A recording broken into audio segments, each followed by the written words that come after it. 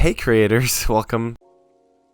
I took some time to reevaluate really what I'm trying to do with the channel, and I came up with this little mission statement, I guess. If I can basically make someone entertained or teach someone who's interested in software a thing or two about it, or just inspire someone to keep creating and dive deeper into software, then that would really be my goal accomplished. I would be happy with that. So this intro actually ties into what I want to talk about today, which is how to finish what you start.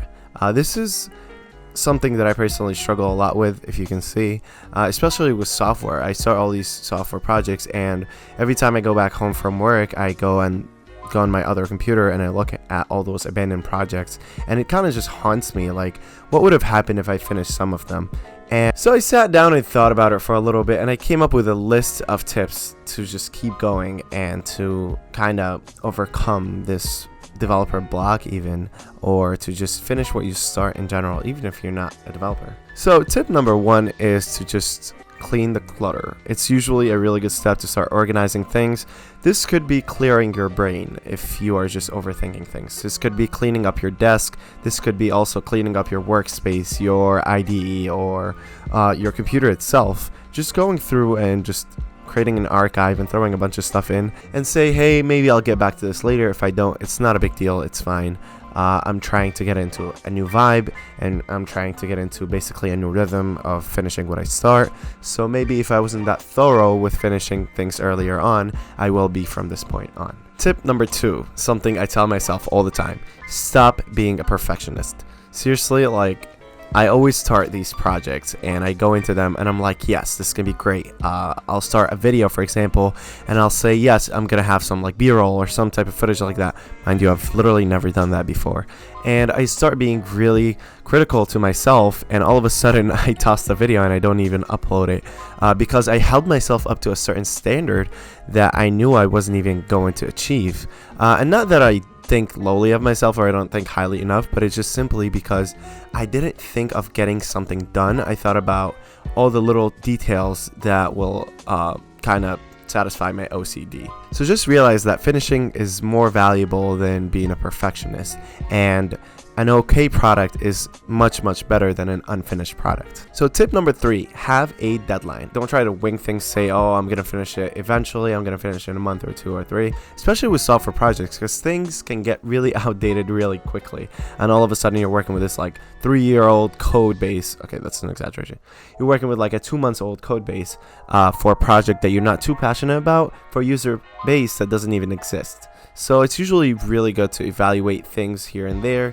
Give yourself a deadline. Say, hey, this project has this amount of features and I'm gonna finish it within the next 2 months, 3 months, or 6 months, and work towards that deadline. I always tell myself, how the heck did I finish things in school? How did I finish this project or that project? If I was doing it now, I probably would have never finished it. And I realized that the pressure of grades alongside time and just like all the money that I spent on classes, all those three combined allowed me to finish things. And tip number four is for you to have a scope for your project. I cannot emphasize this enough. Many projects are fully funded, and a lot of people spend a lot of money on them and they end up failing just because the scope has gotten way too out of hands and there's just too many features, and it's one of those projects that's a do-it-all, and it's going to solve, it's going to cure all humanity's diseases and issues, and all of a sudden you have an unusable product because it has just too much. So just give yourself a certain definitive list of features that you're going to work on. If you're trying to create a calculator, start with, okay, what type of calculations it's going to make, and just come up with a list of 3 to 5 things, get it done, and try to publish it to a bunch of users instead of creating all kinds of calculators that can do all types of calculations for anything ever. So tip number 5, try to get in touch with some potential users. If it's a toy project, that doesn't really apply, but if it's a project that you're passionate about and you would potentially want to sell it to some people, then go and find some type of potential users, or people that would be interested in this project, or people that have a similar problem, that the problem you're trying to solve with your software, and just keep going and just show it to them, or at least talk to them about it and see how they feel, and that will keep you motivated and driven to keep going. And tip number 6 is don't try to make it scalable. And that kind of sounds crazy, but we always try to over-engineer things and make them work really, really well. But in my opinion, I think you should get it done and make it really good for one user, and then improve from there and make it work for 10 users and 20 users and 100 users and so forth. And tip number 7, get a partner in crime. Just see someone that has similar interests or has the same problem as you, talk to them about it, and try to see if they're a developer, maybe they can join on and start working with you. Or maybe if they have some PM tendencies, maybe they can create a list of the features or refine the features that you already have. And that kind of helps a lot when you're just dealing with someone else, because it's not just you talking about this project and it's like all in your head, and you can't really demotivate them too and say, oh, screw this, don't worry about it anymore, because you're kind of gonna have that like embarrassment and shame standing before you, that you are not gonna want to quit in front of them, and you're gonna kind of want to finish it. And tip number 8, I think I kind of lost track, but basically bundle the things that you enjoy together. So if you enjoy, for example, listening to a specific album, then listen to that specific album while you're working on that project. Have some type of a reward system. I personally grew up with a lot of rewards going on around me, participation trophies and all. So I'm kind of used to having some type of incentive at all times. So that helps me work. Even if it's something as simple as just, I'm going to go for a night ride. I personally enjoy night rides, so I'll just drive around like my city and then come back home. Something like that, while like playing my favorite album as an incentive. I would personally get stuff done just to do that. And it sounds silly, it sounds simple, it also sounds like a waste of gas, but whatever gets you to get it done, right?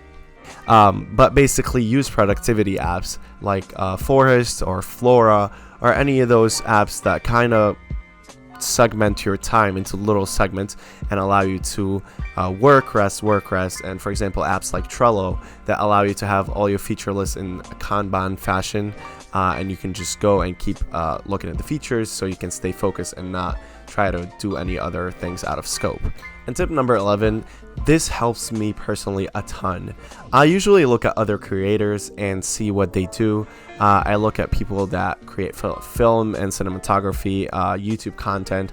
I look at other software engineers and people that even make musical beats and stuff like that, and they really inspire me. How passionate they are about just getting stuff out there and improving as they do, that really drives me personally. I aspire to be one of those creators that motivate others to keep doing and keep creating. And tip number 12, be patient and understand your potential. Understand that everyone starts somewhere, even, Bill Gates, all the really smart creatives, people that have absolutely transformed this world that we live in today. They all started somewhere, so just be patient and understand that, hey, I've gotten this far, I can keep going. And this really leads us to the very last point, which is use your old successes to keep going. And understand inertia. An object in motion will stay in motion unless acted on by an outside force. So don't let anything on the outside demotivate you or stop you. Create like a little box or even a little notebook that has all the older projects that you've worked on, things that you've finished, and kind of get yourself amped up and hyped up about the fact that I can do things, I can get stuff done. So next time those older projects look at you and haunt you, you can stare them in the face and be like, you know what, I'm gonna finish you today. Even if you think that you're intimidating, I'm gonna finish you. And that's pretty much all I have for today. I'm really glad to be back again, and don't forget to subscribe and hit that like button and turn on that bell icon. So I'll see you next time. Thank you.